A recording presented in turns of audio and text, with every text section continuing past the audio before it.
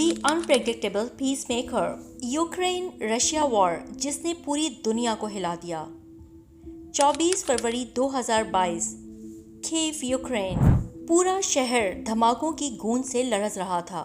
वो गलियां जो पहले रोशनियों और लोगों से भरी हुई थीं, अब तबाही और खौफ की अलामत बनी हुई हैं। यूक्रेन के सदर व्लादिमीर ज़ेलेंस्की बज़ाहिर थके हुए हैं, लेकिन पुरुम्मीद दुनिया से खिताब कर रहे थे।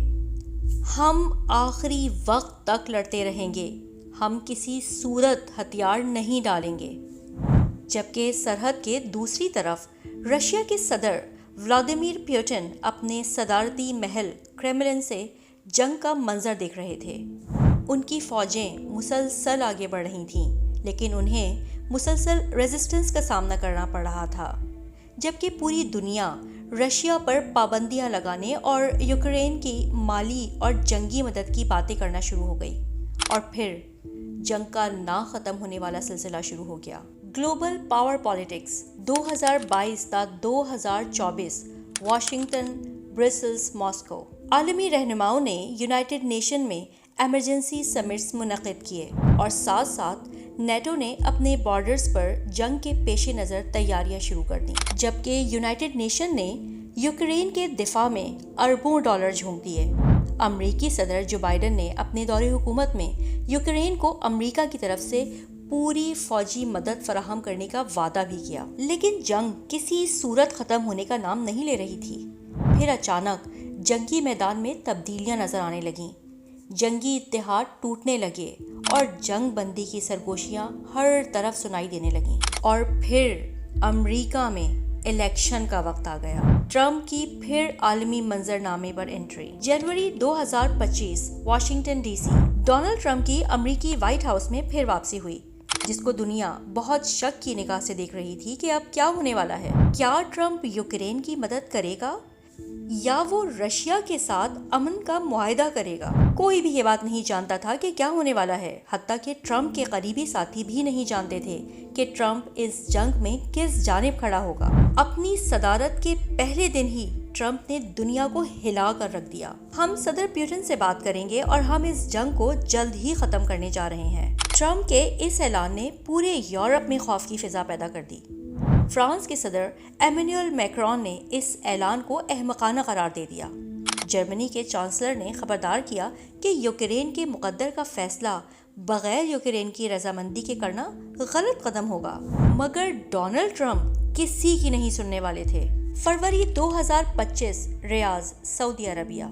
एक ऐसा कदम जिसने वाशिंगटन डीसी में भी सबको हिला कर रख दिया। डोनाल्ड ट्रंप सऊदी अरब में जंग बंदी के खुफिया मुज़ाकरात करवा रहा था, जिसमें सऊदी वली अहद मोहम्मद बिन सलमान बढ़ चढ़ कर हिस्सा ले रहे थे और अपने मुल्क सऊदी अरब की आलमी पजीराई और पावर पॉलिटिक्स में शामिल होने के इस शानदार मौके को हाथ से नहीं जाने देना चाह रहे थे। इस मुज़ाकरात में रशिया के सदर पुतिन ने अपने सिफारतकारों को सऊदी अरब भेजा, जिन्होंने अमरीकी सिफारतकारों से सऊदी अरब में खुफिया मुज़ाकरात में हिस्सा लेना था।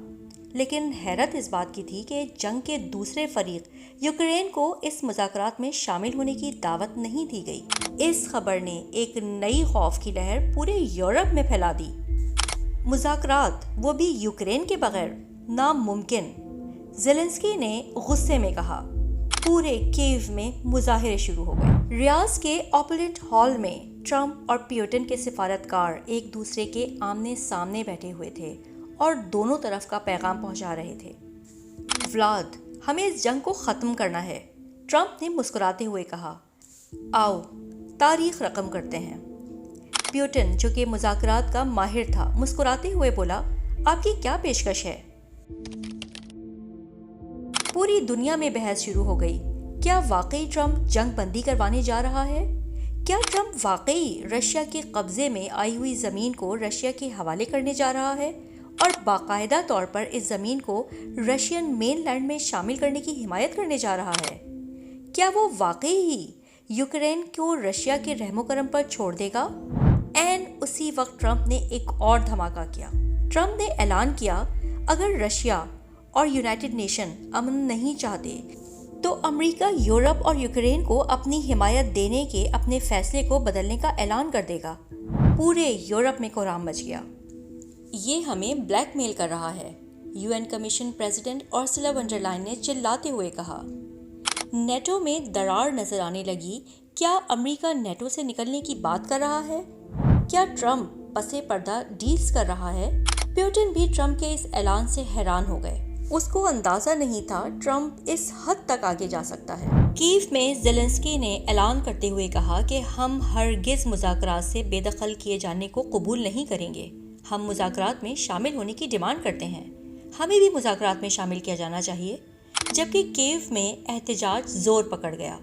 یوکرین کے سپاہی آخری وقت تک لڑنے اور مرنے کو تیار نظر آ رہے ہیں، جبکہ برسلز میں یونائٹڈ نیشن کے رہنما اس نازک صورتحال میں جمع تھے اور اس بات پر بحث کر رہے تھے، کیا واقعی ٹرمپ پر یقین کیا جا سکتا ہے یا ان کو اپنے اتحاد جس میں امریکہ شامل نہ ہو بنانے کی ضرورت ہے؟ جبکہ واشنگٹن ڈی سی میں ٹرمپ ایک مسٹیریس انسان کی علامت بنے ہوئے تھے۔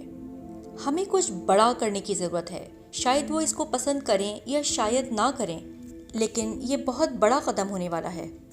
اور اسی طرح یوکرین کے مقدر پر ایک تلوار لٹکتی ہوئی نظر آ رہی ہے، جس میں یوکرین جنگ اور مذاکرات کے درمیان پھنس گیا ہے، جس کو ایک ایسے شخص کی مدد درکار ہے جس پر بھروسہ نہیں کیا جا سکتا۔ پوری دنیا سانس تھامے بیٹھی ہے۔ کیف کا سورج غروب ہو رہا ہے اور اس پر مسلسل راکٹ گر رہے ہیں اور یوکرین کے فوجی اپنی موت کا انتظار کر رہے ہیں، جبکہ ریاض میں مذاکرات جاری ہیں اور واشنگٹن ڈی سی میں ٹرمپ پس پردہ مسکرا رہا ہے۔ دنیا ٹرمپ کے اگلے قدم کا انتظار کر رہی ہے۔